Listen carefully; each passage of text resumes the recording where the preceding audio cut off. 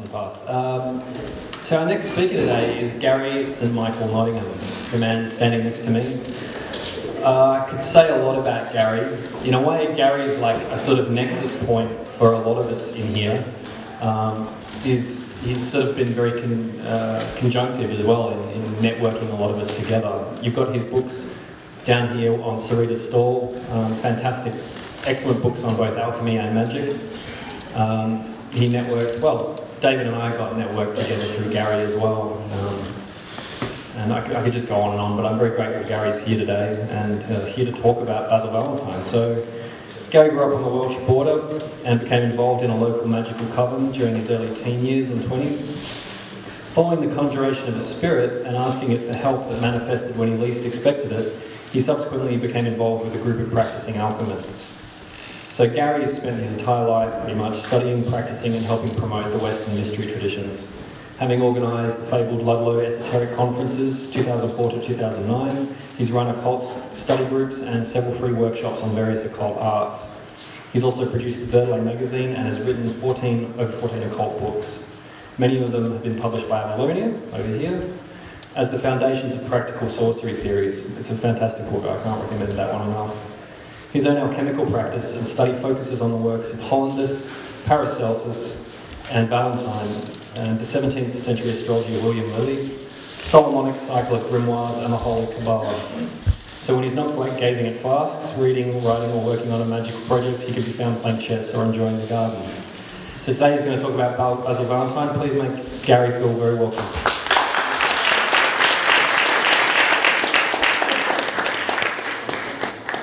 So this makes you want to have this, not spend 3 hours in a day listening to all that.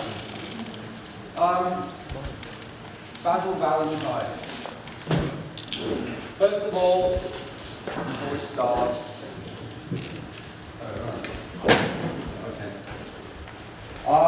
read a little bit, opening bit that he says in his dedicatory epistle. It is not arrogance but reverence, saintly and blessed men, that emboldens me to address you, whom I do not know, but whom I admire, love, venerate, and all but worship. For though you are strangers to me, I know what sort of men you are, and what you have attained. So that even if you were known to me, I would address you rather as alchemists than by your own proper name. And with that, I'd like to say the same sort. But it is mentioned women. There is rather a tradition of women within the alchemical arts. It seems that it's dominated by males, really. A lot of them more pompous and up their own arse than what I am, but I'm sure they all mean well. But when we go on with Basil, I want to point you one or two areas to consider. Bob mentioned Maria the Jewish, the Hebrew, sometimes she's called, wrote 2 interesting alchemical works, Ars Brevis, short art, and Ars Magna. These went on to become highly influential within Western alchemy, and they certainly had an influence on Basil, which is what I will come around to shortly.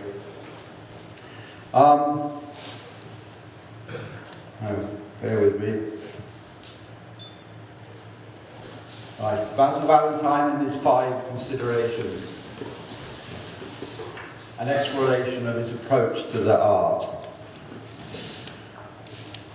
First of all, we'll start looking at who was Basil Valentine, mystery man.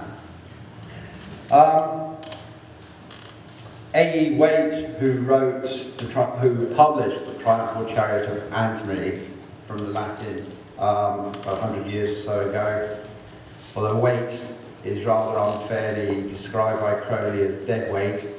But Waite did a lot to actually promote the Western magical tradition in his own way, writing texts, and particularly publishing Basil's work, Triumphal Chariot of Antony. Now, in there, in his version of Basil's Triumphal Chariot, Waite does give us something of a biographical detail, but then again, how accurate is it? Because no one really knows who Basil was. Was he a writing team? Was he an unknown individual? What can we work out from what he said? Well, take the name Basil Valentine. Some people, and Jean Dubuis mentions it in the Philosophers of Nature's Notes, refers to it as being the Little King, referring to the regulus, which is an antimony preparation which is used ultimately within the confection of the stone.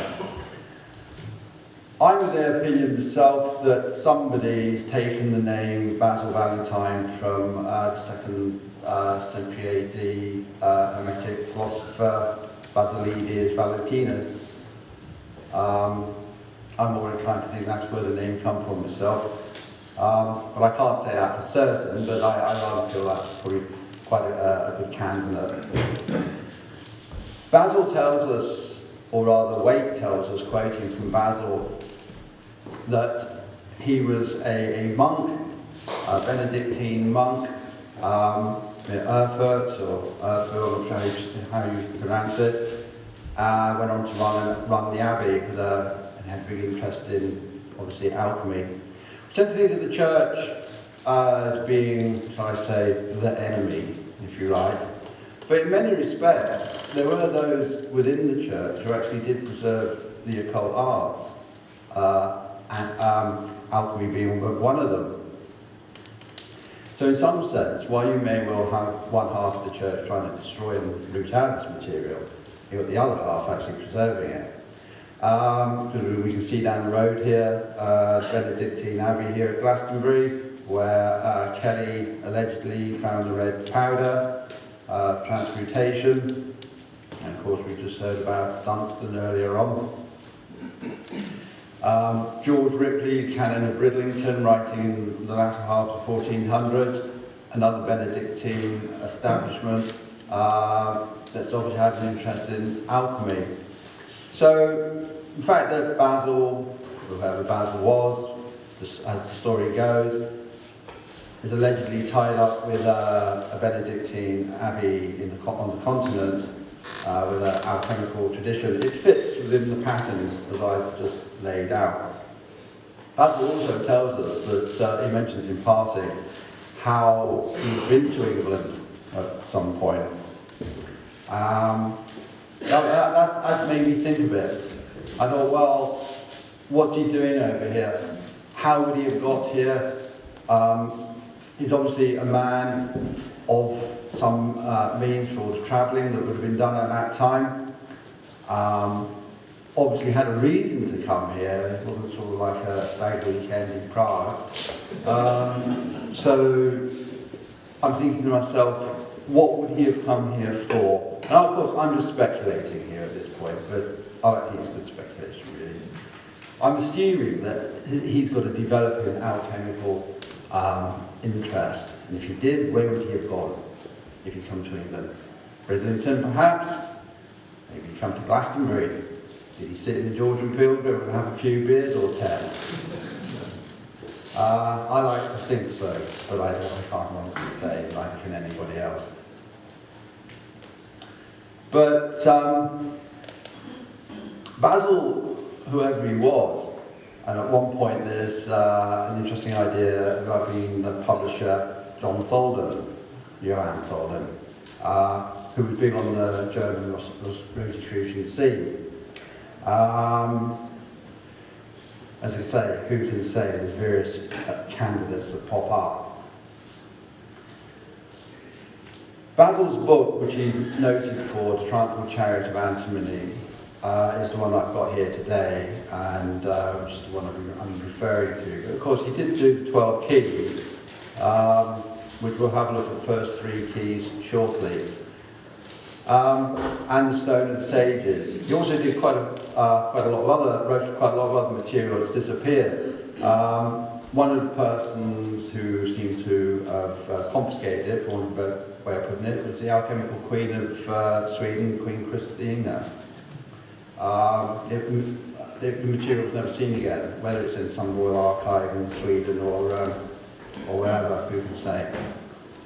But it's out there, no doubt, somewhere, waiting for somebody to find it.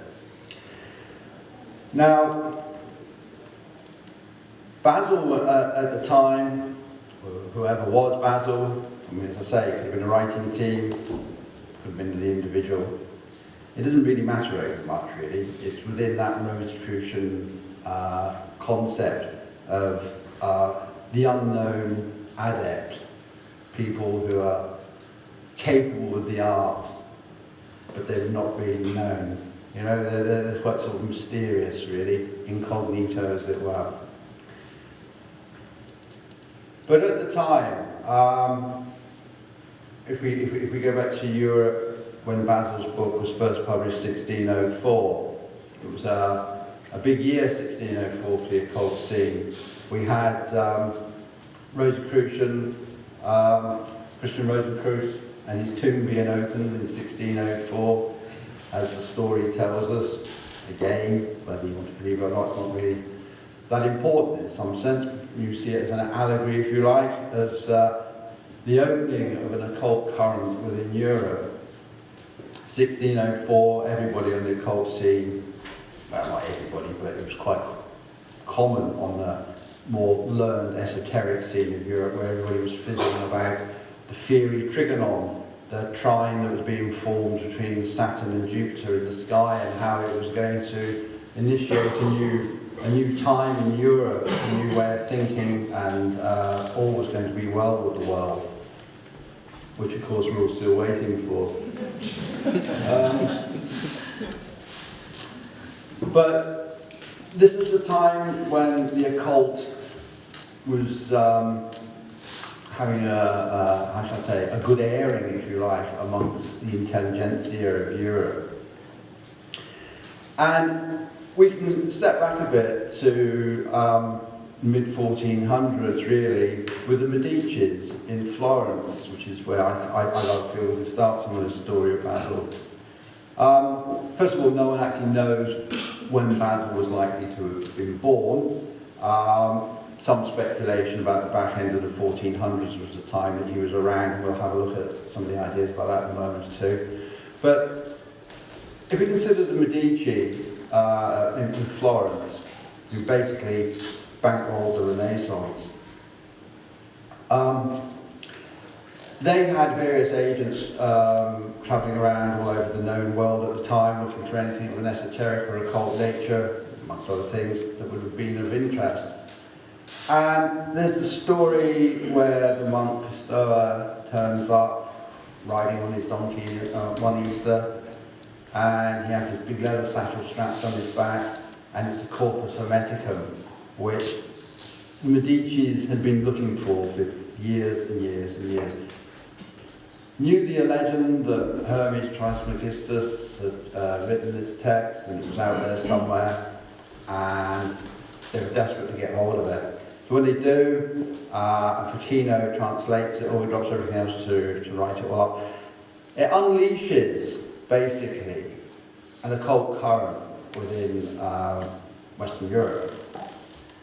And one of the prime things about Corpus Hermeticum is how it talks about the unity of all creation, and how everything is an expression of the one creative energy.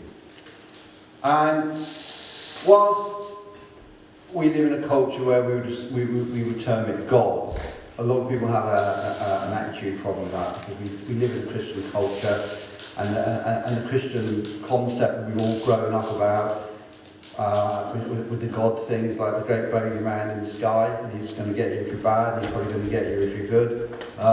You know, this character's more fucked up than human nature is generally. And I want to move away from that sort of concept, because it becomes like a big bogeyman and a big stick that's been used to sort of frighten and beat people with over the head with. And you can quite understand why it puts people off. I mean, for example, I remember 10, 12 years ago, I was having a few beers back home up in Shropshire, and I was talking to this young boy, about 20, he'd been at school with my own children, and sort of sort of kid that's sort of like 10 beers and his night's been made, you can have a good fight at the end of it. And we got chatting, and he's telling me about how superstitious he was and how he believed in spirits and all manner of stuff. And I said to him, well, doesn't that follow then that there's a God creative force behind it all? And he said no, he couldn't cope with it. So when I said to him, well, why is that? And the thing that put him off was the church, Christianity. People would go to church with a long list of, you can't do this, you can't do that. And in some sense, the church is actually putting people off, if you see what I'm saying, as Christianity does in that sense. So I want to dump all that and look at God from the Hermetic text as this unifying energy that's expressed in everything that exists, that we're part of, plants, minerals, animals. And it's this energy that alchemy is endeavouring to connect with to create change.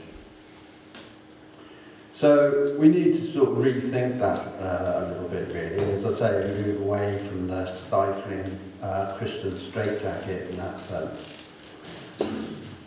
So if we go back to, as I say, the Florence and the Medici setting up these academies to study the esoteric art, the one, incidentally, they opened in Rome quickly got closed down, as one might expect it to. This is, I suspect, is where the current sort of flowed northwards into Central Eastern Europe, right? Like Prague and southern Germany and Poland and places like that. And it's this area where we get the stories of Rosicrucianism, and eventually it's where Bruno goes, and of course Ian Kelly. So it's quite an exciting melting pot. So the idea that Basil is in the middle of all this, and he's working, or maybe she's working. So I say, I wouldn't rule out that Basil wasn't female. Probably male, right, because of the times that they were. But I wouldn't say that it couldn't have been. But whoever Basil was, they were in the right place at the right time, is what I'm trying to say about the scene where all this stuff's happening. And subsequently you could say, well, it couldn't have actually happened anywhere else, really, with the opening of this Rosicrucian current, which eventually, through others at that time, like Prometheus, again, another Benedictine abbot, who went on to influence Agrippa and Paracelsus, and Agrippa in many respects, well, we all know, 3 books. The 4th book, although some people say it was written by his student, but however, the magical current can come back down to Prometheus quite easily, and it's the current that went on to influence everybody that's working within the Western magical tradition today. I mean, you've got to get away from the idea that the Golden Dawn, Crowley, Dion Fortune, a lot of the Western magic coming from that. I mean, it's good in its own way, but in many respects, I find it rather, how can I say, I rather feel they were half tutored. So I just watch in case somebody throws something at me. But I'll explain a little bit about that as we go along, perhaps over the weekend. So this is the key area where all the material that we are working with, most of it has come through. Of course, I haven't mentioned the Arabic influence in alchemy, or what happened when the Jews all got kicked out of Spain, which is quite interesting because the Sultan of Turkey, a Muslim country, took a lot of the Jews in, gave them refuge, which is something that if you was in Israel wouldn't want to talk about today, really. So it was quite an interesting time with the ideas and movement of people for one reason or another. So we've got this melting pot fizzing in Central Europe where Basil is alleged to have been of alchemical and magical and astrological concepts. And I find it would have been quite an exciting time in many respects, which again, as I say, you can see why Ian Kelly later on went there. But that's another story for tomorrow, I believe. Basil tells us that he enters a monastery And there's a little bit in this book here that I'll read you, where he says, if I can find it. I did mark stuff the other day, but it'll be easy. Bear with me, folks. Yes. Basil says, when I had emptied to the dregs the cup of human suffering, I was led to consider the wretchedness of the world. So Valentine tells us in his preference to the great stone of the sages. And the fearful consequences of our parents' disobedience. Then I saw that there was no hope of repentance for mankind, and that they were getting worse day by day, and that for them the impenitence of God's everlasting punishment was hanging over them, and I made haste to withdraw myself from the world, to bid farewell to it. Well, in some sense, as I say, things really haven't moved on a great deal, have they? if you look at things. So, Basil goes on to tell us that he took this time to study and practice the alchemical art. Now, Basil's approach to the art is quite interesting, because until then there's been speculation about alchemy and working with antimony. We can see George Ripley, as I said, Canon Bridlington, writing his 12, the long poem that he wrote, the alchemical poem, I forget what it's called now, trying to lay out how to approach the stone. So there had been this culture around. So Basil wasn't the first by any means. But in some sense, I think he was rather one of the more important ones, because he does actually start laying out formulas for working with antimony. It's not psychological or sexual speculation, as you see a lot in the esoteric world and New Age world about alchemy today. I mean, when he says in his book to take Hungarian antimony, that's what he actually means. It's not some metaphor for something else.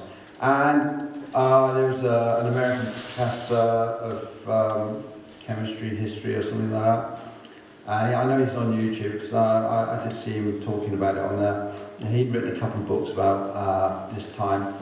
Lawrence Principe, I don't know if any of you guys know him, but he was saying he was trying to make glass of antimony and he couldn't get it to work. And he went back to Basil's text, and he went back to the bit where he says, take Hungarian antimony, which he then goes and finds with Hungarian antimony, wonders why this is different, and when it's analysed, it's got a higher silica content, and it made beautiful glass.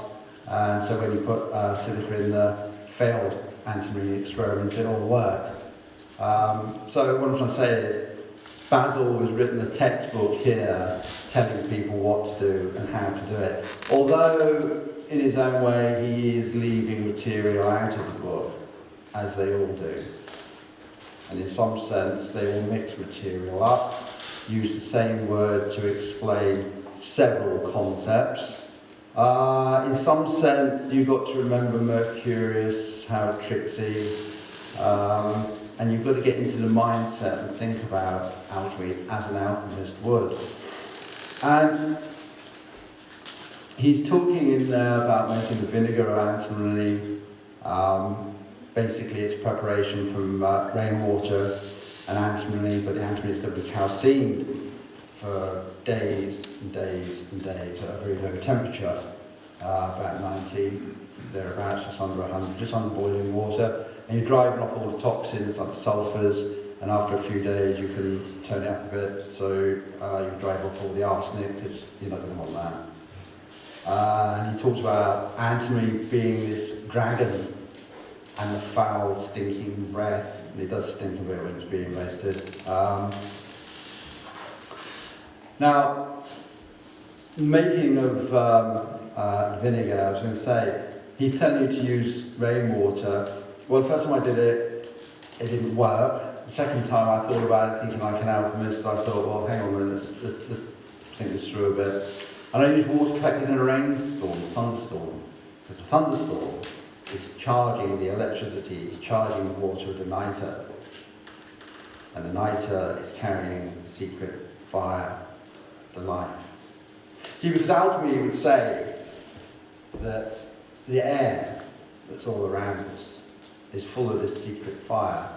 We're breathing it in all the time. I mean, in the Eastern philosophy, we're talking prana. Now, this is what's actually giving life to stuff.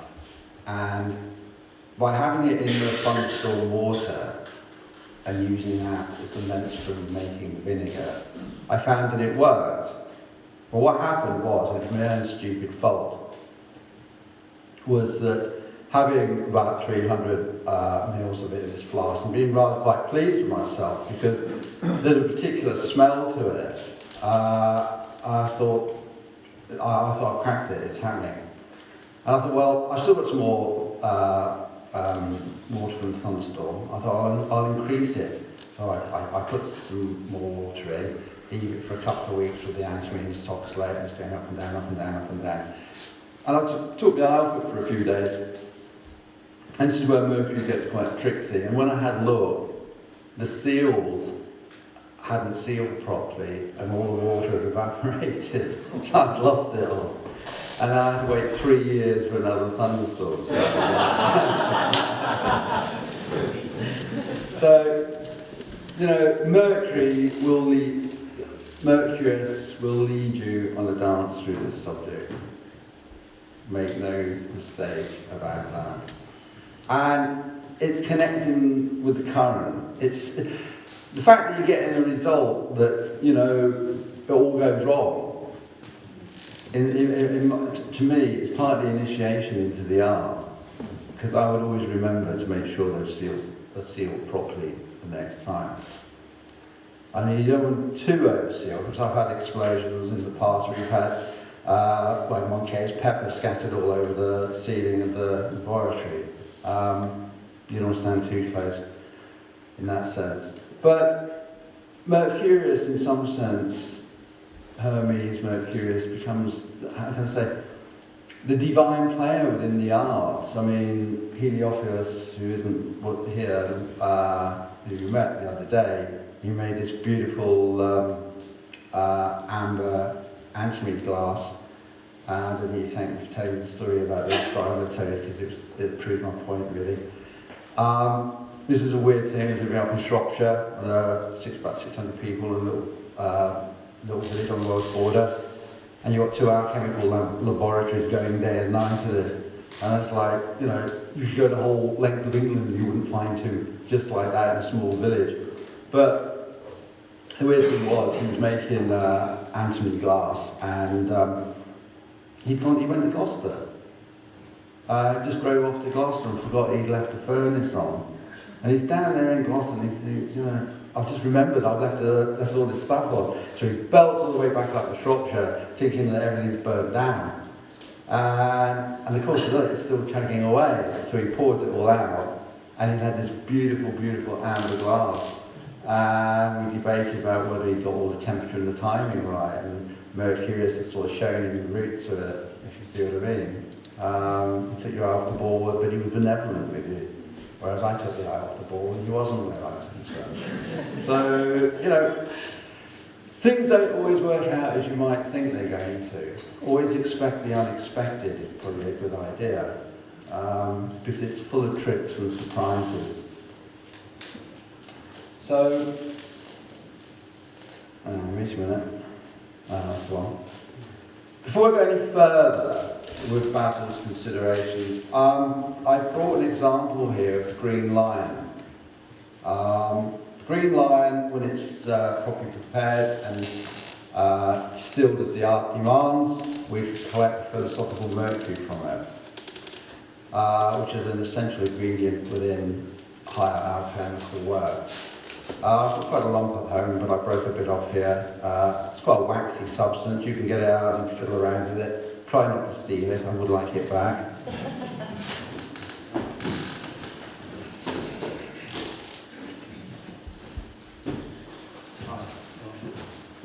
Sarita will pass it about.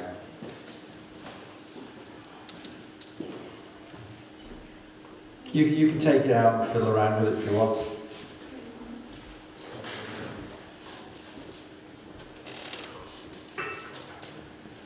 Looks like another green hash. Probably sell it down the street later. One of the things that Basil says, which makes me wonder where he got his knowledge from, and it rather, I feel, for me anyway, makes the case of what I've been trying to say about this current that's come up through central Italy into Europe, based on Hermetic texts. I mean, I could very well be wrong, and everyone knows probably would say that I am wrong, but for me, I think I'm not far off. See, Basil goes on to say, you should know that all our things contain operative and vital spirits, which derive their substance and nourishment from their bodies, nor are the elements themselves without these spirits, whether good or evil.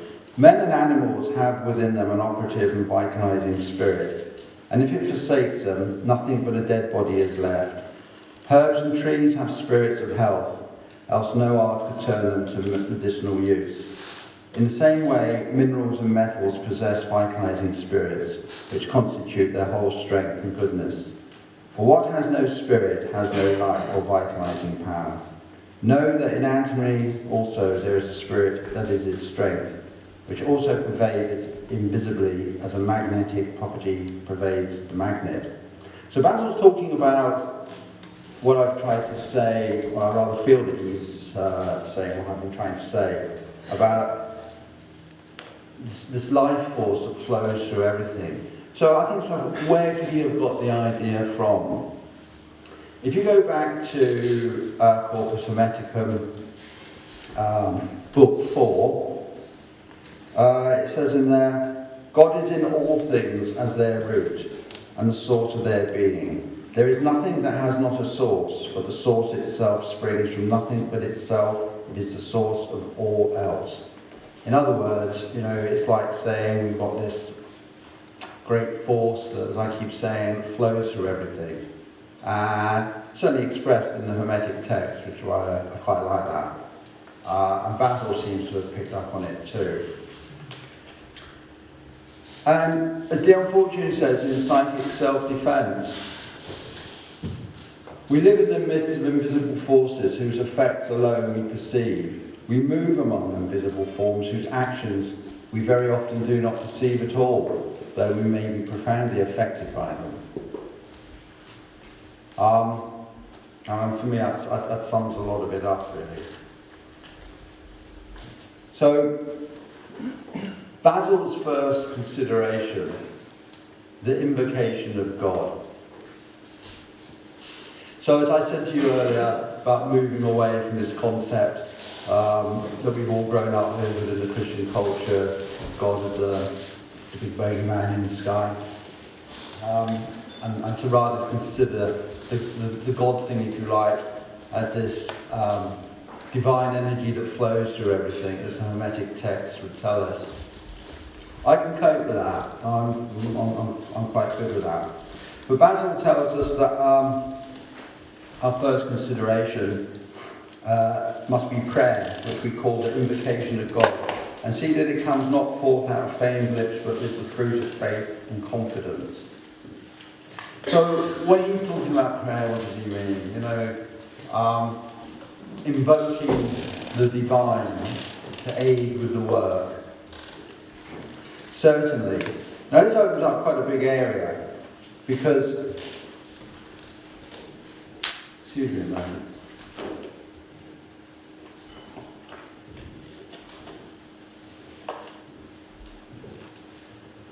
This is for me, this is where magic comes in.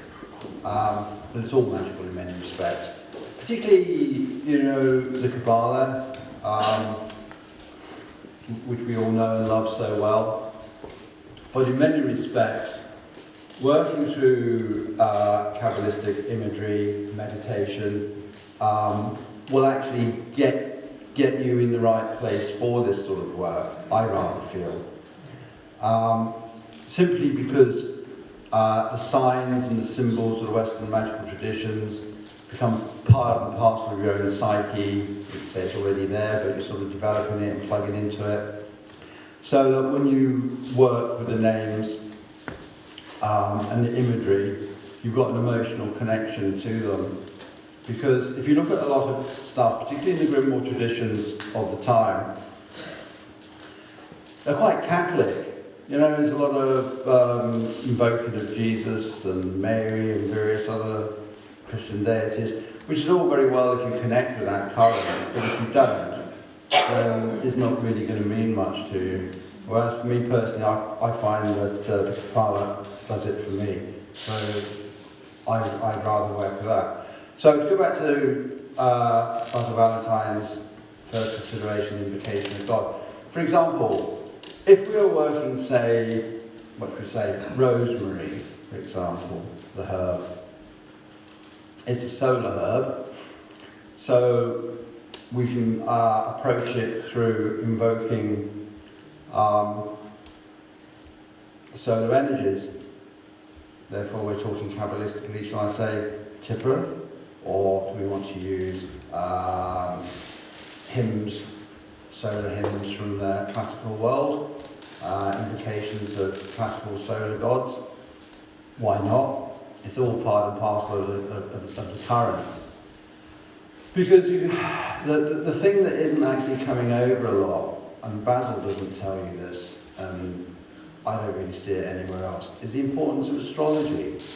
That's also part of our invocation in some sense. But I want to deal with that under preparation of third consideration in a minute.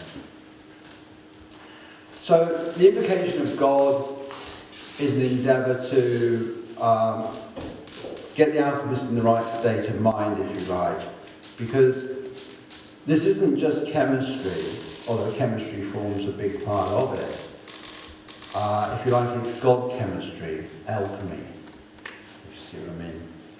There is this divine approach to it, bearing in mind from an alchemical point of view, whether it's mineral, metal or plant, or indeed animal, it's all alive at its own level, and it all has a consciousness, and it's trying to connect and work with that consciousness, which is what we're after doing.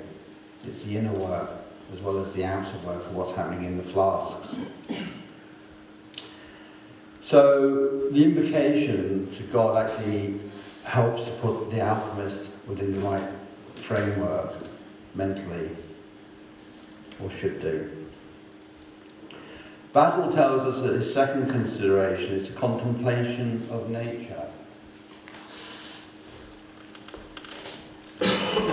Well, when we say contemplation of nature, for me, he's talking about he's contemplating the nature of the material that we're working with. So again, if we're using rosemary as our example, although indeed we could be using, say, rose quartz, the mineral, or a metal. I mean, in an alchemy, in the animal alchemy, where you do works with blood, which I haven't done, egg or urine, which I have done. They belong to the animal kingdom, but talking about rosemary is our example because it's a nice herb, rosemary. It's a solar herb. And so, as he says, to contemplate its nature, so we want to know about it. We know what it smells like. The smell and the oils that come from it are an expression of the sulphur, the volatile sulphur, which is often depicted as the red man, or can be, or sometimes as the sun. If we want to know about the herb, where can we go? Cold pepper is rather a good source, I always feel, although for many people herbal education's moved on a bit from cold pepper. But I like cold pepper. I'm a good fan of cold pepper myself. And he makes the point, cold pepper, how important astrology is within herbalism. As he says, the lamp without oil is like herbalism, medicine without astrology. And I was going to say tomorrow, paraphrase Culpeper tomorrow and say magic without astrology was like the lamp without oil. Alchemy is the same. Because bear in mind what the texts tell us, that the work reflects what is happening in the heavens. Bear in mind also that we're told, as above, so below. And we all know how head sage it is if we've got a clue, we all know what it means, but if we think about it, the microcosm, every day where we are, is supposed to be reflecting what's happening up in the heavens. And so we have to have our work in tune with what's going on in the heavens. And this is where astrology comes in. People get put off astrology, they find it too complicated, but if you can do basic maths, you can do astrology, and you don't really have to sit down and wade through trying to create a chart from scratch, because there's all these free astrology programs you can get, like the alchemical, for example. So there's no reason why anybody couldn't put an astrology chart together. Interpreting it is a bit more of an art, but the mechanics to put it together is not the problem that it would have been once upon a time. So everything is affected by what's happening in the heavens as the stars all move round. And we do need to take this on board. So if we've got, well, I'm just talking about rosemary, as I say, it's a solar herb. We need to be harvesting it when the heavens say that it's a good time. Of course, when the moon is full, then all the plant is at its most vibrant. That would be a good time to harvest it. For me, I wouldn't personally get bogged down with planetary days. Planetary hours, I think, are rather quite important. But I'm not a great fan of planetary days. Partly because the calendar, certainly over here, has been changed quite a lot. So, you know, we're like about 12 days behind where John Dee would have been. So, you know, the days have been changed. I think it's far, far better to look at what the moon's doing. Does the moon make a good aspect to the planet that you want to work with? And this is something I want to explore with you tomorrow. We're talking about talismans, when we're making talismans and stuff tomorrow. So I don't really want to go into too much about that now, but I'm going to. You need to have the planet well favoured if you want to work at an optimum level, in my view. So, what do we mean by that? Well, you don't want your planet to be badly aspected. If you can keep the moon making a good aspect like a trine or a sextile, which is 120 or 60 degrees apart, that would be a good time to work. If you can't do that, wait till the moon's moving through the sign of the planet. So if it's like rosemary and it's the sun, then we're looking at when the moon goes through Leo. Bear in mind that the moon goes all the way around the zodiac within a month, 29 days. So at one point, it'll be 2.5 days when the moon will be going through the sign. So the moon spends approximately 2.5 days going through a sign. So it may not be a Sunday, so I wouldn't worry too much about that. So if we take the moon running through Leo, for example, then we've got several opportunities where we can find a solar hour that suits us. Ideally, of course, if we could line everything up, it would be on a waxing moon at the full moon, but that's unlikely to happen. But we certainly want a waxing moon. So this would be my time when I would consider the work. So this is when we would do Basil's first consideration, our invocation to God and the spirits that rule the plant. How are we going to connect with the spirits of the plant? Several ways, really. One way, of course, is to create a planetary seal of the plant. So if we take rosemary, and we think of its name, Rosemarium, forget the officinale or the officinal bit on the end. It's a terminology that refers to kind of plant and medicinal. You'll find a lot, like Tarak become officinale for dandelion and so on. So we take the name Rosemarius. And if we go back to working with talismans, and we can look at some of the people like Ripper and what have you, and when we write out the letters 1 to 9 across the page, then we put the letters of the alphabet underneath it. So A goes to 1, and B goes to 2, and C goes to 3, we go across there, and then we get to 9, we start again with the next one. We'll have 3 lines of letters. And then, so we take the name Rose, I should have shown you on this really, but never mind, forgive me, bear with me a moment. So we take like the R from Rosemary, which I think would be a number 9, and then we take the O, I forget what number that would be, and so on. So we can get the numbers that make up the name. And then because rosemary is a solar herb, we then take the solar camia, which is in Sarita's planetary magic book over here, and then we can plot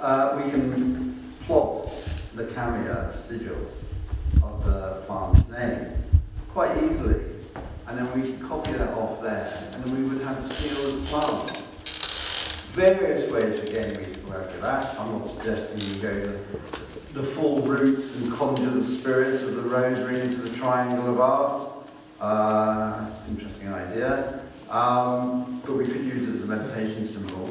We could use it where we're visualizing it and endeavoring to put our consciousness through it like a doorway, like we can do with tarot cards. And we can endeavour that way to connect with the current, which is quite a nice way to do it, especially with burning rosary as the incense or the oil.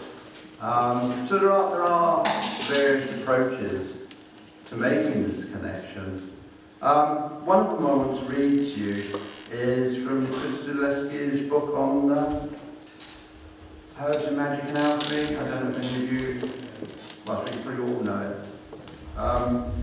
I did see a copy in a charity shop for £1 a while ago, not a pound, a penny, and I thought, what a great insult. She does take rather a Golden Dawn attitude towards magical working with plants, which is fine if you've got that mindset, you know, but the Golden Dawn material, you want someone with a golfing trolley following you around with it all, don't you, all that kid, you know. I find it a bit sort of, well, you know what I mean. But she goes on to tell us here, choosing herb, and what have you made up in mind, what you're going to do with her and all the rest of it. And she says here, perform the lesser banishing ritual of pentagram around oneself, be cleansed of all other thoughts but one's intent. Again, that ties in with Basil's first consideration. Then she goes on to say, call down the DWB. That's the divine light brilliance. It's one of those Golden Dawn exercises where they're imagining Keta up here and all tied up in the middle pillar stuff and all the rest of it. So basically, she's invoking the divine and putting the work under the auspices, if you like, of her concept of the highest, which comes back down to Basil's first consideration, the invocation of God. Then she's thinking about going out to God, or wherever the herb is growing, giving prayers to the elementals, which she gives a long list of down here, paraphrasing bits out of Levi's prayers to the elementals. A lot of material like that amongst Levi that you can chop about and make your own rituals out of. That's something perhaps for another day.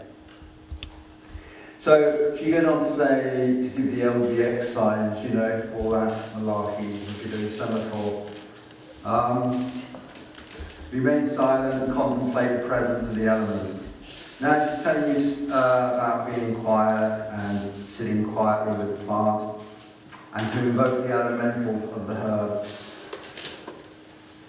And she's saying that the invocation is done by willpower, silent or spoken, or then she'll go on using the elemental weapons that are relevant. I command you, spirit of this plant, before me by the names of blah, blah, blah. You don't have to say blah, blah, blah. You know what I mean. Now, she goes on to say a little bit, bear with me a moment, about some of her work with this. And she's on about contacts she'd made with the sage plants and how the intelligence had appeared with a youth of about 2'6", which would probably be, I don't know what that means metric, but be about like that, really. Anyway, she's saying the youth's face and short, close-cropped black hair, ruddy cheeks, purple flowing robes, and the plants in flower, the lavender purple flowers. So the purpose of contact is just to converse. Right, okay. But the sage spirit goes on to say that we don't have names, we're named by our essences, and that life is internal, and that they didn't die. And the spirit is telling her how to improve its brain condition. We don't quite used to it. So it's quite possible to build up a relationship with the plant. Bear in mind, plants are alive. And if you've ever read that book, Secret Life of Plants, and I can't remember who wrote it now, but it was popular many years ago, as was Supernature, a long time ago now. And two blokes have written this book about how plants were alive, and they've done various experiments wiring the plants up to various machines and graphs and blah blah blah, trying to check out what was happening to their electromagnetic field when something happened to one of them, and even when it was hundreds of miles away. And the plant, they could register that the plant was experiencing a good emotion if you was having a good emotion, or a bad emotion if you was having a bad emotion. And because it doesn't make sense within our scientific framework today. So that's it in a nutshell. You have to read the book yourself really to see where these guys are coming from. But it actually demonstrated that it's possible to connect with a plant quite clearly. Which is part of the alchemical work. Because remember, you've got your flask and your material in there doing what it's all doing. And whilst the plant, the material is being affected by what you're doing, if you like, it's actually having an effect on you too. So there's this intimacy between the observed and the observer. In some sense, who's working on who. And again, if you want to use Barden exercises, you know, Franz Barden, Initiation into Hermetics, you can start working with systems where you can sort of visualize yourself within the material, in the flask, placing your consciousness in there, endeavoring to connect with it. And this is like taking this as a chemistry right up to a different level. Where there's this intimate relationship between the individual and the material that's in the flask. So, if we consider true preparation, in some sense, I think we've probably just strayed into that area. But Basil's third consideration, true preparation. Again, we're using astrology, as I say, to pick the best times. I think that's quite important. One of the things that doesn't come over, although, to be honest, Dan Schultz picks up on this with the book that he wrote, Ars Filtron, some time ago now. And that's the blessing of the flask and your workspace. I think that's quite important, really. Even just a simple prayer, you know, that may these flasks and this alembic be blessed, and may heaven smile favourably on my operations of the art. Again, you're connecting with the material that you're working with, the tools of the art. You're trying to lift them up from the everyday, if you see what I mean. And you're trying to generate that emotional connection to what it is that you're working with, and the tools that you're using. And that becomes part of their own consecration, if you see what I'm saying. I think that's quite important too. And even where you work, if you've got a laboratory, maybe it's not such a bad idea to have some magical protection of some sort, just to, well, I'd say keep people out as such, but I would encourage them to keep strolling through the place. But actually to keep out vibes that will unsettle the work, you know, interfere with it. Again, you could do work with Barnum's material and create those thought forms with little statues and things, quite good. Or even conjure up ghost spirits to sit on the front door. It's not unknown. Or just simple prayer, if you like, you know.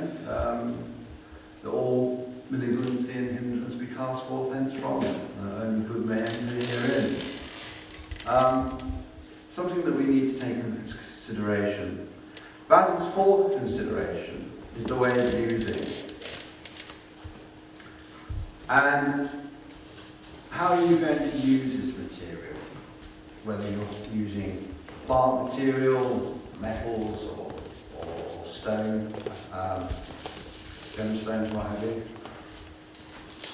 Well, we think of homeopathy. You know, Samuel Hahnemann, father of homeopathy,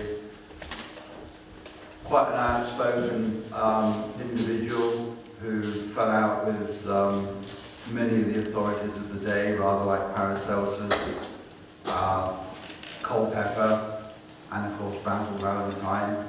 As I say, these guys are more self-opinionated than what I am, which is why I like them so much. But at least they've got an opinion and they'll express it. You know, it's always a start, you don't have to agree with them. But Hahnemann, of course, he's turning the material that he's collecting into those homeopathic medicines. You know how all this discussion thing where you're banging it on he's banging it on the leather-bound book. Well, basically, if anybody doesn't know, he was taking one part of the material, 99 parts of brandy, if I remember right, and he'd bang it 100 times on a black Bible. Then he'd take one part of that, put it in 99 parts of brandy, and he'd do the same again until he's getting up to like 6C or C on bottles, or 30C, or even 1,000 in some sense. Making these high-powered medications. Now it's all done by little machines changing them now. And one alchemist I knew was making homeopathic medicines by using material that he'd made from the alchemical process. On the other hand, I've come across alchemists who would shudder at such an idea, thinking that it was, how can I say, bastardizing their art. I was just putting it politely to what some of them told me. They weren't really impressed. Basically, the way of using it, you want it to work, don't you? Whatever it is that you're doing. Some stuff will work, some stuff won't work, then you're back to the drawing board trying to work out why stuff doesn't work. The use and profit. Well, either if it doesn't work, it ties in with number 4 really. If it doesn't work, why the hell are you doing it? I've had more than one failure before now, having put a lot of work into various projects, like me has some successes too. But the use and profit, we want it to work, we want it to do what it's supposed to do.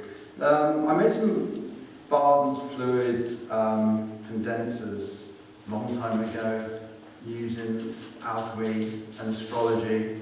And I always found that they were rather quite good compared to the ones that Barton tells you in his book to make. He does say that they can be improved by alchemical approaches. There's various ways of working with this material. You know, you can go back to Hollis where he's dry distillation, where he's putting all the material into the alembic and heating it up, and you're getting all the material coming up in sections really. White smoke, spirits, and red oils, and all manner of stuff. But that's not for today, really. But you see everybody's getting hungry. I want to quickly, if you'll bear with me, run through a couple of Basil's keys from his 12 keys. So I thought to myself, well, maybe it wouldn't be a bad idea to actually have a look at some of the imagery and We see alchemical imagery everywhere within these texts, particularly the old ones. And, you know, what do they actually mean? What are we actually looking at? What we're looking at here basically is a chemical formula, and it's telling you what to do. Now, you may not see that as such, but let's just run through some of this. This is from Basil's 12 Keys, and it's the start of the work of the stone. In the bottom left corner, for example, we see the wolf. The grey wolf is a symbol for antimony. And he tells us to take the grey wolf that roams the mountains and what have you. And we see the king, we see the queen that's holding some flowers, and we see Saturn in the corner there in the bottom right. That's a reference to copulation and the purification of silver, which would be used in the white stone. The king is gold. The queen will be our mercury. The king becomes the Sophic sulfur, and queen would become the Sophic mercury, made from Regulus, which has been made from antimony oxide, which is calcined antimony, hence the flowers as a symbol of it. But the interesting thing on the bottom left corner I want to bring to your attention is the wolf. Because the text goes on to tell us about how to throw the king to the grey wolf and let the grey wolf devour the king, and that we burn the wolf in a great fire. The king is resurrected and walks back out of the fire. In fact, you see it on the Michael Myers pictures. It's a bit blurry, sorry about that, folks. Here we've thrown the dead king to the wolf, and there's the fire with the wolf being burned up in it, and the king walking back out all charged up and alive. What's Basil and everybody trying to tell you here? Well, in the alchemical world, as I understand it, metals particularly, we're dealing with metals, so we'll stick to that kingdom. When a metal dies, the energy that it represents or is locked up into it goes back to its own level. So like energy within tin would go back to Jupiter, the energy within gold would go back to the sun. Antimony, because it's of the earth and belongs to the earth, the energy doesn't go anywhere. So it's like at this level. Once metal has been smelted out of its ore, it's dead. Metal is alive in its ore. So how are we going to get the life force back into our gold? See, the gold here is the dead king. We can use antimony for that, because the energy in antimony, as I just said, can't go anywhere except at this level. Gold will melt at about 1100 thereabouts. Antimony is about 630, if I remember right. Was it 550? But it's a lot lower anyway. But if we melt antimony, and while it's molten, put our gold into that antimony, the gold will actually melt at a lot lower temperature, about 700 or 750 thereabouts. And when it's combined with the antimony is the grey wolf, which is now eating the king, the gold, the dead gold, right? Now, what will happen, any obscure bits of copper, silver, any other impurities that are in the gold will be absorbed by the wolf, the molten antimony. It'll absorb it all, it'll float on the top of the scoria, which will not be taken off.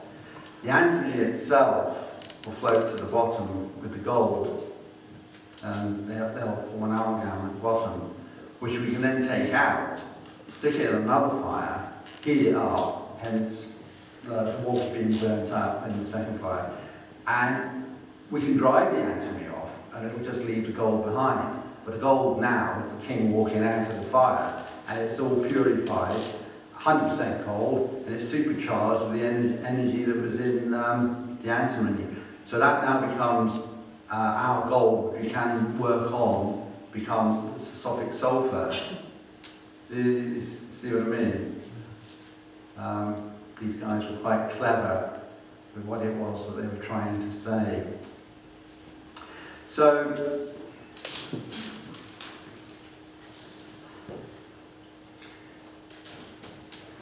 Basil's second key, you'll have to bear with me on this because there was an article I wrote with Dan Shaw, that was a magazine covering this, and I think it'd be easy if I just lap off some of the points on there. It's a bit lazy of me, really, but seems like a good idea. It said that our second key discusses the beverages that are available at the court of the council and considers how the bridegroom Apollo must be bathed before his marriage to Diana. Basil goes on to say, which you must learn to prepare by various means of distillation. As Apollo is the god of the sun and gold is so by nature, our king is quite obviously the purified gold from the first key. Basil Valentine continues, the precious water in which the bridegroom needs to have his bath must be made most cleverly and carefully from 2 fighters. It is not useful for the eagle to make its nest alone on top of the Alps, for his young would freeze from the snow high up on the mountains. But when you introduce to the eagle the old dragon who has dwelt among the rocks and creeps in and out of the caves of the earth and sets to upon a hellish seat, then Pluto will blow strong and drive out a cold dragon as a fiery, fiery spirit whose great heat will burn up the feathers of the eagle and prepare a steam bath. So the snow on the mountains must melt entirely and turn into water, whereby the mineral bath is rightly prepared and give the king good fortune and health. You're probably wondering what the hell he's on about, really, in many respects. So, the bridegroom's bath, which is the king, is prepared from the results of the combat between 2 opposing warriors, which can be seen from the positions of the 2 males. The 2 combatants are the dragon and the eagle, which can be seen from the animals on their weapons. In alchemical terminology, the eagle is often equated with salamanak, the ammonium chloride salt, something which you can buy from urine, amongst other places, which in the work of Hollandus is referred to as the salt which all men seek. This salt can be found naturally occurring, it's found in urine too, I just said that. Yeah. When it's sublimated, that is when it's heated, it will pass from a solid state to a gas and then a solid state again as it cools and condenses on a cold surface. As it does so, the pure particles become airborne as the dross is left behind. The finer aspects of the salt have flown heavenwards, are deemed to become spiritualized and thus fit for our work. This has been seen by the alchemist as the white salt equating with the white eagle, and as it vaporizes and dents at the extremities of the flask where it is cooler, it becomes the white eagle who has made their nest in the high mountains. The salt, which is seen as the king of salt, with alchemical power, flies through the air when heated. The symbol of the eagle is therefore quite fitting for it. The dragon is a saltpeter, another salt used in alchemy, which is found occurring naturally in urine, again, and in the earth. Although the symbol of the dragon can also be used for anatomy as well as the grey wolf, which we have seen in the first key. And this can become confusing as some symbols are used for more than one substance. Saltpeter contains niter, something which is released in the atmosphere during thunderstorms and is explosive, which is why it can be found in gunpowder. It has the ability to lower the temperature of water at which it has been placed to dissolve. However, with careful distillation without it exploding, an art known to the alchemist, a fiery burning spirit manifests, which is nitric acid, aqua fortis, or strong water. When the 2 salts are mixed together, that is, as Basil says, introduced to the eagle, the salamanak, the old dragon, which is saltpeter, place them in the retort in a furnace, which is the hellish seat, and heated strongly, Pluto, the god of hell, starts to blow. A vigorous action does ensue, and a highly corrosive acid which distills over and is seen as a fiery spirit whose great heat will burn up the feathers of the eagle. This acid is the mineral bath, and is a form of aqua regia, the king's water, also known as the king's bath. And it's a mixture of the 2 acids, hydrochloric and nitric acid, which when combined will dissolve gold. The only acid to do so, and is part of the process of breaking down the gold to a fine calx. The imagery of Mercury standing between the 2 fighters represents the liquid which has been distilled from them both. That is the liquid which is flown out from two fighting salts. Aqua regia, highly corrosive and has to be made up fresh every time it loses its power. I remember some time ago working with aqua regia and some gold. And I had some gold leaf, and I had aqua regia in a flask, and I held up gold leaf over it and was about to put it in, which was a stupid thing to do, because the fumes actually caused the gold leaf to burst into flames. So when it happened the second time, because I thought the first time I hadn't seen it right, I put the gold leaf in first and then poured the aqua regia on top, and then that way it didn't, and it all broke down as it should do. So, you know, it's little things you've got to watch for. Mercifully, nothing else happened untoward, but it gave me pause for thought, I must admit. The third key, briefly, here we see our dragon, and also we see the fox eating the rooster, and the rooster eating the fox. They've got great imagination, these guys. When they were writing this stuff, they must have had some really amusing moments coming out of this stuff, thinking, who the hell's ever going to try and work this one out? But, there you go. I'll be brief now. Our third key describes how water conquers fire. Our fiery sulphur must be prepared to dissolve and conquered with water so that the king is utterly shaken and made invisible. But his invisible form must this time appear again. This imagery is referring to the action of the prepared acid, which is the water, on purified gold, which is the sulphur of the previous keys. By adding the acid to the gold, it will dissolve, as I said, particularly if it's gently heated. The text refers to this as being utterly shattered. The gold becomes an acidic solution and is referred to as being made invisible. Making this visible form appear again suggests evaporation of the acid. The residue from the action is the gold forms chloride, that is gold chloride. Thus gold chloride is unstable when it is heated and will return to gold. Thus the king becomes visible again. Continuing with the instructions, Valentine tells the reader, he who would prepare our unburnable sulphur of all the sages must take care to steep out our sulphur in something where it is unburnable, which cannot be done unless the salty sea has swallowed the corpse and then entirely spit it out again.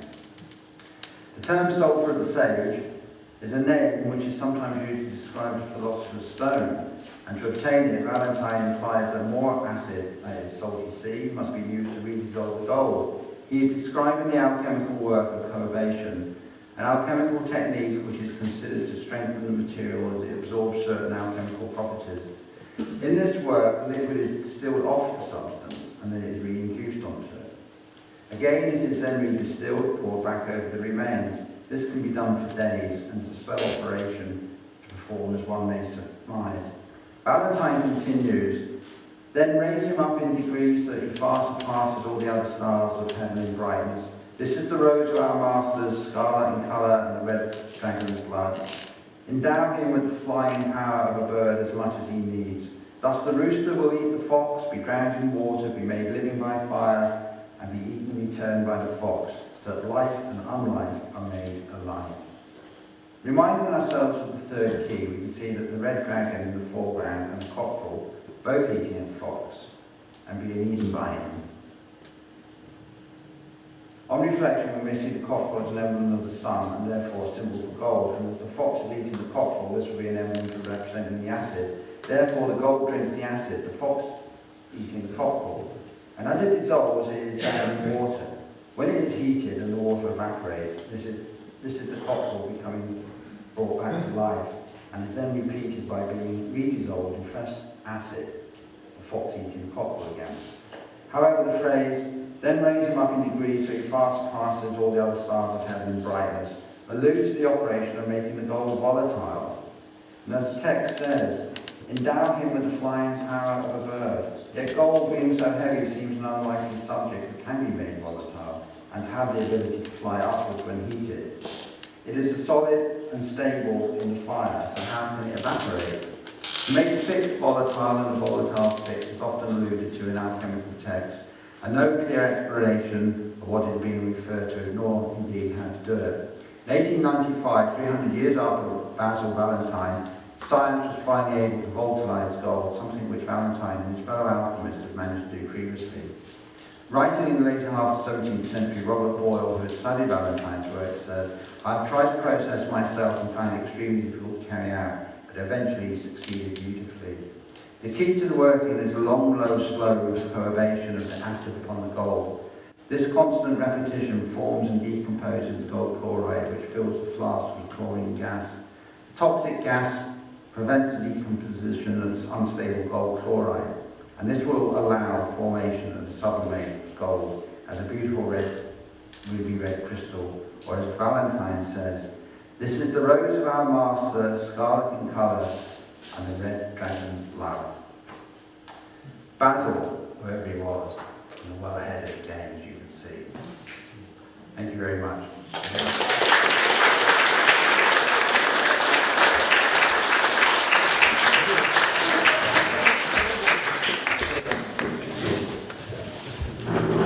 So thanks again to Gary. That was a very in-depth talk on a very in-depth subject. Difficult before lunch, I know, but that's one of the pinnacle works of alchemy you've just heard there. And that very thorough going through. I want to thank Gary again for that. Really, it's a summit in a lot of ways for many alchemists.